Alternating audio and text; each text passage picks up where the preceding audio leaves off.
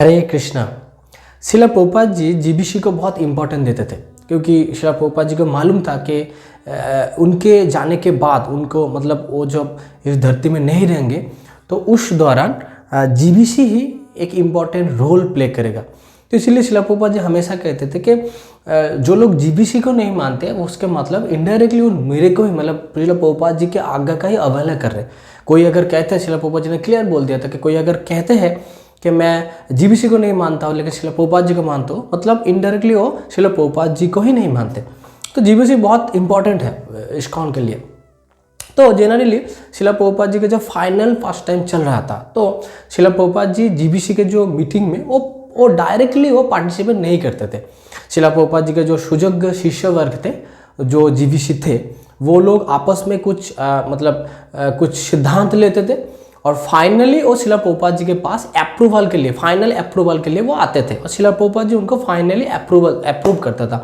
तो जनरली शिला प्रभुपाद जी क्या करते थे कि जीबीसी जो सिद्धांत देते थे उनको वो डिसएग्री नहीं करते थे, क्योंकि शिला प्रभुपाद जी चाहते थे कि उनके जो शिष्य वर्ग है, अभी उनके जाने का टाइम हो गया है, तो वो जो उनके जो शिष्य वर्ग है वो कुछ रिस्पॉन्सिबिलिटी दे, वो शिला प्रभुपाद जी के बिना भी वो लोग कुछ कर सके। तो इसीलिए शिला प्रभुपाद जी उन लोगों को उत्साहित करने के लिए जनरली उनका दिया हुआ सिद्धांत को अगर बहुत ही महत्वपूर्ण ना हो तो जनरली उसको डिसएग्री नहीं करते थे, तो शिला प्रभुपाद जी उनको एग्री कर देते थे। तो लेकिन शिला प्रभुपाद जी एक बात में सहमत नहीं थे कि एक बार वो बलवंत प्रभु कह रहा था कि तुम्हारा जो जीबीसी का जो मीटिंग है वो दिन के हफ्ता भर हफ्ता चलते ही जाते क्यों? तो वो लोग वो मैसेज क्लियर कर दिया था कि जीबीसी का जो मीटिंग होगा वो ज़्यादा दिन तक नहीं चलना चाहिए, क्योंकि हमारा मेन उद्देश्य है खुद कृष्ण भजन करना और दूसरों को कृष्ण भजन में सहायता करना।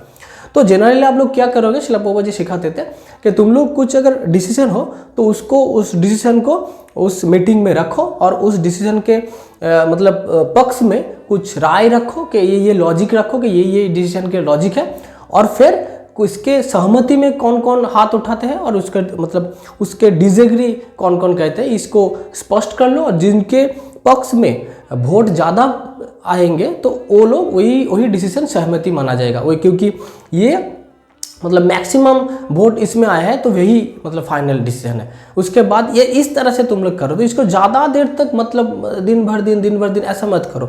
तो इसीलिए क्योंकि मेन उद्देश्य कृष्ण भावनामय आंदोलन का ये है खुद कृष्ण भजन करना और दूसरों को कृष्ण भजन में सहायता करना, तो इसको ध्यान में रखो। तो इस तरह शिला प्रभुपाद जी सबको सिखाते थे। तो एक बार क्या हुआ, शिला प्रभुपाद जी तब मायापुर में थे। तो मायापुर में जब थे तो शिला प्रभुपाद जी जनरली फाइनल पास टाइम जब चल रहा था वो जनरली गौरांग प्रभु का विरह में महाप्रभु का प्रेम आस्वादन में वो ज़्यादा बिजी थे। ये मीटिंग ये शिला प्रभुपाद जी उतना नहीं करते थे, क्योंकि उन्होंने सब सिखा दिया था। तो तब मायापुर में जीबीसी मीटिंग चल रहा था। शिला प्रभुपाद के पास खबर आया कि मीटिंग में बहुत कुछ हो रहा है, इस पक्ष के आपस में बहुत वाद विवाद चल रहा है।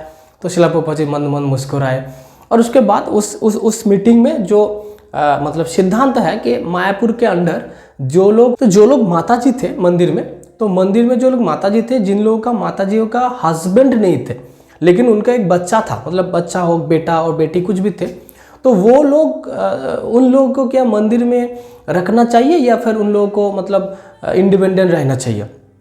तो इसके लिए जीबीसी का एक मीटिंग चल रहा था। तो जनरली देखा गया था कि जो लोग माताजी थे और हस्बैंड नहीं थे तो मंदिर के तरफ से मंदिर के लिए वो लोग उतना कंट्रीब्यूशन नहीं कर पाता, कुछ थोड़ा कंट्रीब्यूट करते थे लेकिन उतना कंट्रीब्यूट नहीं करते थे। लेकिन उन लोगों के लिए अलग से कमरा चाहिए, क्योंकि वो माताजी है, उनका एक बच्चा है, तो उनके लिए अलग से कमरा चाहिए, खाने पीने का सभी खर्चा, तो उन लोगों के ऊपर बहुत सारा खर्चा हो रहा है। तो जीबीसी के सिद्धांत ये आया था कि नहीं, अभी जिन माताजियों का हस्बैंड नहीं है लेकिन एक बच्चा है, उन लोग मंदिर उनका खर्चा नहीं उठाएगा, उन लोगों को खुद उन लोगों को खर्चा उठाना पड़ेगा। तो ये सिद्धांत जीबीसी में पास हुआ और फाइनली सत्स्वरूप महाराज जो थे वो शिला प्रभुपाद जी के पास ले आया इसको फाइनल अप्रूवल के लिए। तो शिला प्रभुपाद जी को सत्स्वरूप महाराज ने बोला कि शिला प्रभुपाद जी, जीबीसी की तरफ से सिद्धांत लिया गया कि मायापुर में या फिर और मंदिर में जो माताजी रह रहे हैं, उनका हस्बैंड नहीं है लेकिन उनका एक बच्चा है, तो उन लोगों के ऊपर बहुत सारा खर्चा हो रहा है। तो वो लोग अभी से जो सिद्धांत होगा कि वो लोग जो अभी जो माता जी जो है उन लोगों को खुद अपने खर्चा उठाना पड़ेगा। अभी टेम्पल कुछ उन लोगों का खर्चा नहीं उठाएंगे, तो आप उसको अप्रूव कर दीजिए। तो शिला प्रभुपाद जी जब ये सुना तो शिला प्रभुपाद जी आँख बंद कर लिया, क्योंकि शिला प्रभुपाद जी अनुकंपा का एक मूर्तमान प्रतीक थे, मतलब करुणा का एक मूर्तमान प्रतीक थे शिला प्रभुपाद जी। तो शिला प्रभुपाद जी इस डिसीजन से सहमत नहीं थे कि अगर उस माता जी जो लोग हैं वो लोग अकेला है, उनके पास एक बच्चा है, भगवद गीता में कहा गया है कि इस तरह से माता जी को खतरा ज़्यादा है, तो इस माता जी को मंदिर से और भी मतलब ज़्यादा करके उन लोगों को ढकना चाहिए, क्योंकि अगर उन लोगों को छोड़ दिया जाएगा तो सोसाइटी में एक उन लोगों के लिए डेंजर हो सकता है। और वो लोग लड़की जो उनका एक छोटा बच्चा है वो लोग कहाँ से मतलब उनका खर्चा उठा पाएगा। तो शिला प्रभुपाद जी इससे सहमत नहीं थे। तो लेकिन जीबीसी का जो सिद्धांत है उसको खंडन भी नहीं कर पा रहे थे, क्योंकि इससे एक रॉन्ग मैसेज जाएगा। तो शिला प्रभुपाद जी आँख बंद कर लिया और मतलब चुपचाप रहे। तो कुछ देर बाद शास्त्र महाराज समझ गए कि शिला प्रभुपाद जी इतना मतलब शांत, और उनका जो मुख शिला प्रभुपाद जी को देख के ही पता चल रहा था कि शिला प्रभुपाद जी बहुत कष्ट हो रहा है अंदर अंदर, मतलब वो जीबीसी के डिसीजन में वो सहमत नहीं है। तो शास्त्र महाराज समझ गए, तो उनको शास्त्र महाराज प्रभुपाद जी को बोला कि प्रभुपाद जी क्या हम लोगों से कुछ गलती हो गया, क्या ये डिसीजन ठीक नहीं है, क्या हम लोग ये डिसीजन को चेंज कर दे।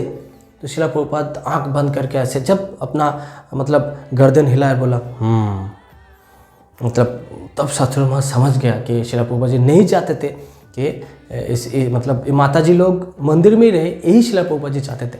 तो ये जीबीसी के पास जब ये खबर गया, जीबीसी लोग मतलब दिन इतना कुछ करके बहुत दिन तक ये मतलब फैसला लिया गया था, और उसके बाद अगर शिला प्रभुपाद जी को रिजेक्ट कर दे तो मतलब उन लोगों के लिए, लेकिन शिला प्रभुपाद जी ने जब कह दिया तो कह दिया, बस सिस्टर लोग शिला प्रभुपाद जी को बहुत मानते थे। तो उसके बाद शिला प्रभुपाद जी सिखा रहे हैं कि जब जीबीसी का सिद्धांत लिया जाएगा तो शिला प्रभुपाद जी के चश्मा लगा के हमें देखना पड़ेगा, हमें शिला प्रभुपाद जी को मोड को समझ के, क्योंकि शिला प्रभुपाद जी का मोड अलग था, मतलब वो मैटेरियलिस्टिकली नहीं सोचते थे, वो प्रॉफिट ये नहीं सोचते, वो सोचते थे कि सोसाइटी के लिए क्या अच्छा होगा। तो उसके बाद उनके शिष्य लोग समझ गए कि जब भी सिद्धांत लिया जाएगा जीबीसी का तो हमें शिला प्रभुपाद जी का चश्मा लगा के, मतलब शिला प्रभुपाद जी किस तरह देखते थे, इससे मतलब क्लियर हो जाएगा कि हमारा मोड क्या है और सिद्धांत किस तरफ से होना चाहिए। तो ये था शिला प्रभुपाद जी। शिला प्रभुपाद जी एक अनुकंपा के एक मूर्तमान प्रतीक थे और वो सब कुछ पालन करते थे। उसके बाद से ये डिसीजन चेंज किया गया और शिला प्रभुपाद जी ने जो चाहते थे वही रखा गया और ये था। तो शिला प्रभुपाद जी मतलब क्या कहे, शिला प्रभुपाद जी के बारे में जितना भी कहें हम तारीफ उतना कम है। ये था शिला प्रभुपाद जी। इसीलिए हमें शिला प्रभुपाद जी को मोड को समझना पड़ेगा कि क्या चाहते थे शिला प्रभुपाद जी, तभी हम लोग शिला प्रभुपाद जी के आदर्श मतलब योद्धा बन पाएंगे। जगत गुरु शिला प्रभुपाद की जय। हरे Krishna. Thank you for watching our video. Jai Srila Prabhupada.